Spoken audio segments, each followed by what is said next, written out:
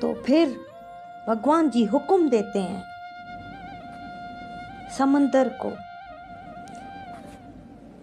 100 योगन तक पीछे चले जाओ, जितने भी आप हो 100 योगन की जमीन इस धरती को अनर्थ को दे दो, ये पूरी। अब भगवान जी का हुक्म है, समंदर पीछे होने लगा। पीछे होता होता जितना हुक्म दिया था उतनी जमीन हो गई। ये पूरी जमीन इसका मालिक अनर्थ को बनाया, बोला ये सारी जमीन आपकी है, इस पर आपका राज चलेगा, इस पर किसी का राज नहीं चलेगा, ये सिर्फ और सिर्फ आपकी है। कोई भी पृथ्वी का राजा बने या कोई भी पृथ्वी का राजा है, मगर इसका जितना भी है इसका राजा आप बनोगे। तो यहाँ पे अनर्थ जी कहते हैं, एक भगत होता है ना, वो कभी भी अपनी प्रचार नहीं करवाता, कभी भी नहीं, जो सच्चे भगत होते हैं। तो ये कहता है कि मैं एक और बात भगवान जी आपसे मांगता हूँ, एक और बात मैं आपको कहता हूँ। तो भगवान जी कहते हैं बोलो। तो वो कहता है कि ये जो आपने मुझे इसका राजा बनाया है ना, इससे मुझे बहुत ज़्यादा तकलीफ़ होगी कि इस ज़मीन का राजा मैं हूँ, इससे मुझे तकलीफ़ होगी, बहुत ज़्यादा तकलीफ़ होगी। ये मेरे नाम नहीं करना, कभी भी नहीं, मेरे नाम पे ना हो, मेरे नाम से कोई जाने भी नहीं इसको। ये आपने मुझे दिया है, ये आपके नाम से जानी जाए। ये जितनी भी पृथ्वी का हिस्सा आपने मुझे, समंदर का हिस्सा पृथ्वी बनाकर दिया है, ये आपने मुझे दिया है परमात्मा, ये आपका है, ये आपके नाम से जाना जाए, मेरे नाम से कभी भी नहीं जाना जाए। तो भगवान जी और भी खुश होते हैं, ऐसे खुश सबसे ज़्यादा खुश हो जाते हैं। फिर यहाँ का जो राजा बनता है उसका नाम रेवत लिखा हुआ था कि ये रेवत का राज होता है। फिर रेवत की बेटे की जो बेटी होती है उसके साथ अनर्थ की शादी की जाती है। वहीं पर ये बसता है, वहीं पर हर चीज़ ये वहीं पर करता है, अपने बाप का महल और अपने बाप की ज़मीन छोड़ देता है। क्यों? कि उसका गलत फैसला नहीं मानता, उसका गलत फैसला नहीं मानता, कि वो कहता है कि ये पृथ्वी मेरी दासी है, मैं उसका स्वामी हूँ। ये बात उसके बेटे को खटकती है कि आप पृथ्वी के मालिक नहीं हो सकते, आप भगवान नहीं हो सकते। क्योंकि जब राजा होते हैं ना, तो फिर उनका हुक्म अच्छा हो या बुरा हो, सारे लोग मानते हैं, हाँ हाँ करते हैं। किसी में इतनी ताकत नहीं होती कि गलत को गलत बोले। ये कोई आके उभरता है, किसी में ये समझ आती है कि सब चीज़ परमात्मा करता है, तो फिर हम अपनी कैसे मानते हैं। ये पृथ्वी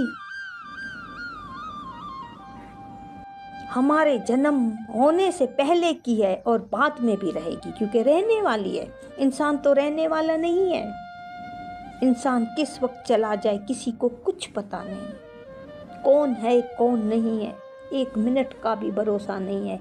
हम इतनी चीज़ें अपने नाम कर देते हैं, ये मूर्ख होते हैं। जिनको परमात्मा समझाने की कोशिश करता है फिर भी वो नहीं मानते। हमारे गुरु क्यों बार बार कहते हैं कि सब में भगवान देखो। अगर वो राजा अपने बेटे में भगवान देखता, उसकी बात मान लेता, मगर नहीं, उसको अपने ऊपर अभिमान था कि मैं पृथ्वी का भगवान हूँ, मैं पृथ्वी का राजा हूँ। जो मैं पृथ्वी को कहता हूँ पृथ्वी मानती है, मगर कब तक, कितने दिनों तक, कितने सालों तक? कहीं कहीं बच्चे भी सच बोलते हैं, मगर माँ बाप को अहंकार होता है कि मैं माँ, मैं बाप, मैं दादा, मैं चाचा, मैं मामा, मुझे आकर बच्चे समझाते हैं। कई दफ़ा ऐसे होता है ना, कई के घरों में होता है। बच्चा कुछ बोलेगा, अगर सही भी बोलेगा तो भी उसको चुप कराया जाता है। तो इसीलिए कहते हैं कि गौर से बच्चों की बातें सुनो, सब में परमात्मा देखो, सब में परमात्मा देखो। सब परमात्मा के रूप हैं, किसी न किसी रूप में परमात्मा हमें समझाने की कोशिश करते हैं। कहीं गुरु आते हैं तो कहीं शिष्य आते हैं, कहीं ना कहीं परमात्मा हमें पैगाम देता है, मगर हमारी बुद्धि भ्रष्ट है, हम समझते नहीं हैं। क्यों? क्योंकि हमें अहंकार होता है। हम अपने अहंकार में किसी की बात समझ नहीं पाते। अहंकार जो है ना, वो मत मार देता है। तो इसीलिए कहते हैं कि अपने अहंकार को काबू में रखो। जिसने भी अहंकार किए उन्होंने ठोकर खाई है, और जिन्होंने भी परमात्मा को सामने रखा है उनका आज नाम है। परमात्मा को रख के समंदर की लहर पे एक पांव पे खड़ा हो गया। 100 फीट की चारों तरफ से उसको जमीन मिली, चारों तरफ से वो जमीन भी बस गई। क्यों? क्योंकि उसने परमात्मा का माना कि हर चीज परमात्मा की है। ये है समझ, सब में है। ये आज गुरु ने सबकी आंख खोली है, सब में है कि यहाँ हमारा एक तिनका भी नहीं है। फिर भी मैं, मेरी अपने अहंकार में पड़े हुए हैं, क्योंकि हम समझना नहीं चाहते। हमें समझाने वाले बहुत हैं, मगर हम खुद समझना नहीं चाहते। गुरु के वचन बारिश की तरह आ रहे हैं, मगर हम समझना नहीं चाहते। जिन ने भी परमात्मा को माना, जिन्होंने परमात्मा को मान के अपना जीवन गुजारा, वो तर गए। भूखे थे, उनकी भूख मिट गई। ऐसा विश्वास होना चाहिए। अपने में ऐसा विश्वास पैदा करना चाहिए कि पानी की लहर भी जमीन बन जाए। ऐसा विश्वास, उसको विश्वास था। उसने माफी भी नहीं मांगी और डरा भी नहीं। हम होते कितने डर जाते कि महल में भी मुझे जगह नहीं मिल रही, पूरी धरती पे मुझे जगह नहीं मिल रही, मैं कहाँ जाऊंगा। मगर उसको विश्वास था अपने भगवान पे कि मुझे समंदर जगह देगा। समंदर मेरे बाप का नहीं है, ये धरती मेरे बाप की है। यहाँ उसका हुक्म चल सकता है, समंदर पर हुक्म नहीं चल सकता। समंदर नारायण जी का है, वहाँ नारायण भगवान का हुक्म चलता है। मैं समंदर पे जाके खड़ा होऊंगा। और समंदर पे खड़ा होकर वो तर गया। क्या हम इस धरती पे बैठ के भगवान पे भरोसा करके, भगवान पे विश्वास करके नहीं तरेंगे? हम कोशिश तो करें, अपनी मैं ख़त्म करके, अपना अहंकार ख़त्म करके, सब चीज़ परमात्मा की सौंप के, सब चीज़ परमात्मा की मान के आगे तो बढ़े। देखो फिर क्या क्या चमत्कार मिलता है, कैसे कैसे चमक, कैसी कैसी शक्तियाँ देखते हैं। हम एक दफ़ा ये कोशिश करें तो सही, मगर हमारे पास टाइम नहीं। गुरु के वचन को अपनाने के लिए हमारे पास टाइम नहीं।